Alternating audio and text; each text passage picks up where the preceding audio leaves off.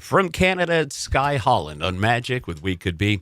I'm Jeff Garfield. We're 25 minutes away from 9 o'clock. Mike Barrett with us. We told you he joins us here for Good Policies. Mike, good morning to you. Hey, good morning. How are you? Email. You turn that thing off. I'll be right back with you. I know you forgot you're in a radio studio.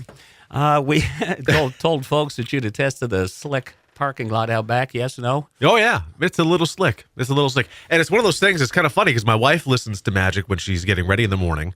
And I don't know if she just missed it or what. Oh, the school delays? The school delays. So she calls me. She goes, did you get it? Did you see anything about the school delays? I'm like, I have no clue. I wasn't paying attention this morning. And so she was at Waterford School this morning. And she's like, boy, I must be really early because there's only like one or two other cars here. So yeah, most of the CNSU schools had a 2-hour delay this morning. Yeah, we know that now. Mountain Road headed up Burke Mountain, the lower portion, according to Donna and Doug, who works up on the mountain, that is just glare ice. Wow. Yeah. Wow. But you know what? We're going to be in the 50s. I know. All right, good policies. I'm going to start this one off here for you. Go for it. Because I have nothing. No, right. Come on. No, you do. You always have something. So I'm gonna see how I can work you on this one here. We are obviously with the temperatures like we are, obviously thinking about spring. Everybody's got cabin fever and all of this stuff here. Sure. When spring comes about, folks change their vehicles. Sometimes they've got a different rig for spring and summer driving and such like that, right? Yeah. Seasonal rigs. This is a good time for folks to start thinking about insurance coverage for their spring and summer stuff, right? Yeah, I mean, the biggest rule, that's actually a good conversation because seasonal vehicles like RVs and sports cars or classic cars typically are garaged through the winter months. And a key thing that I always tell people is that you can call us, you can take the car to the garage and park it for the season and call us a week later. Totally fine. If you are going to be driving that vehicle, you need to tell us ahead of time. Right, yeah. Don't call a week after you've been driving and say, oh, by the way, I got to up the coverage on my car. Yeah, put the coverage back on the car. I've been enjoying it for a week, and I just ran over a pedestrian. Sorry. So I need to call and get... So you cannot backdate reinstating liability like that. But you can backdate removal of that or reduction of coverage. So yeah, we're certainly at that time where seasonal vehicles are probably getting a bit of cabin fever themselves and ready to go out. So that's certainly a way to think about it. Now, I referenced, because I'm a car guy through and through. You know this. I've been in a car since I was rubbing my knees on the carpet playing Hot Wheels. But you mentioned the RVs. You got to insure your boats. And what are those other jet skis and stuff like that? Oh, yeah. Right? PWCs is what we call them, personal watercraft. Yeah.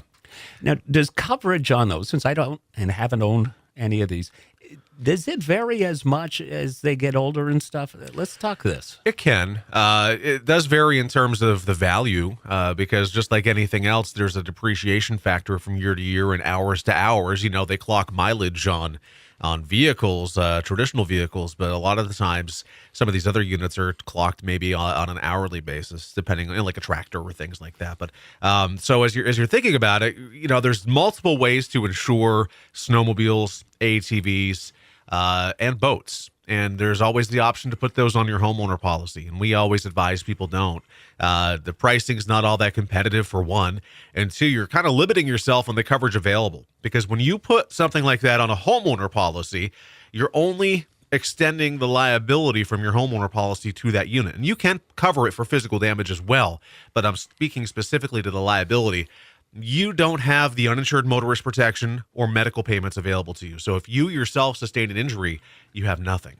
Okay? So that's why we oftentimes will tell people, get a special policy specific to that and have those units, the ATV, snowmobiles, and boats, separately. So does this mean if somebody has like one of those Razors or Rangers out there, like a side-by-side or four-seater rigs, that they can be covered in a similar means as a regular automobile? Absolutely. So we sell with a couple of carriers. Instead of, you're saying it's better to do it that way than through the homeowner's policy. Absolutely. Now so let's say you're out trail riding in Concord. Okay. You know, so you're off your premises, and the first example is you have it listed on your homeowner policy. All right.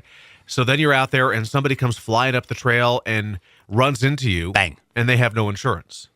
Well, neither do you at that point, because you only have the liability to protect you if you were to injure somebody else. So getting a special policy, which is what we'd call a monoline specific to that type of policy, would give you almost exactly what looks like an auto policy, where you have liability, you have bodily injury, property damage liability, you have medical payments, you have uninsured motorists.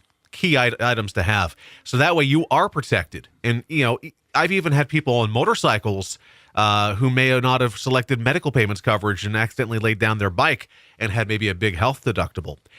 You want to make sure you're taking these things into consideration. What do you need for coverage to protect you should that loss occur?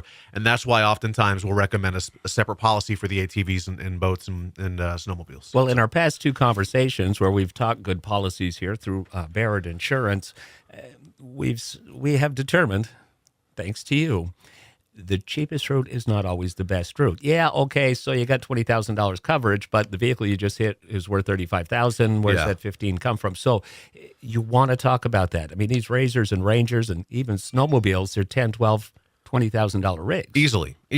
And there's a lot of things that you need to do to protect yourself. Let's go to the RVs for a minute. Okay. Of course, RVs you can't put on a homeowner policy anyway, but you can put an RV on an auto policy. Well, even then, there's coverage that you could be missing with an RV, because what do you do with your RV? You park it, and it's your vacation property for the time that you're vacationing. Regular auto policy doesn't give you vacation liability. You can extend it from your homeowner policy, but there's a bunch of rigmarole with doing that and making sure you're covered. And the easiest thing to do, get a specific RV policy. Got a couple of carriers that offer it. Very nice coverage. You can even have personal effects coverage where you can say, I want to have $5,000 worth of personal effects coverage, only subject to a $250 deductible versus being subject to whatever your homeowner deductible is. So there's really ways to customize and craft these policies to really meet your needs and not necessarily exceed a budget. I mean, people oftentimes will think that going, really spending time on insurance, the more they talk, the more they spend. That's not the case. The more they talk, the more coverage they get. And really the more, I don't want to say manipulation, but the more review of the price and premium can come into play. Well, that too, and the more informed they become. And as we have learned here, again, thanks to you, it is always important to have the dialogue. Yeah. Don't just assume that piece of paper's got you covered because you want to pay that amount. Exactly. And a real quick thing, because I think no better morning to do this than any other time. When driveways are icy and somebody falls, who pays? I wonder who. Isn't that the landowner? The landowner. So a quick recommendation to all business owners and landowners who have public property. Make sure you have a good contract with a good property management or sanding or plowing company, and make sure they're properly treating it to really, because that can be a really expensive proposition if somebody falls and hits their head. I've seen it a lot over the past couple of years. So, you may have a buddy who helps you out, and that's great. But you really want to make sure you have a really good plan in place with somebody who's just like, time to go, and they sand your driveway. It's a good thing to do. Teamwork, start to finish. Yeah.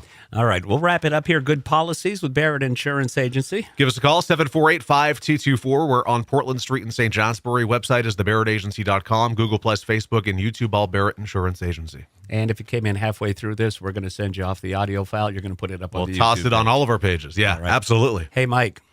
Be safe in the parking lot. I'm going to go strap the skates on. See ya. All right. It's Good Policies, Magic in the Morning with you. Magic 97.7 American Authors coming up.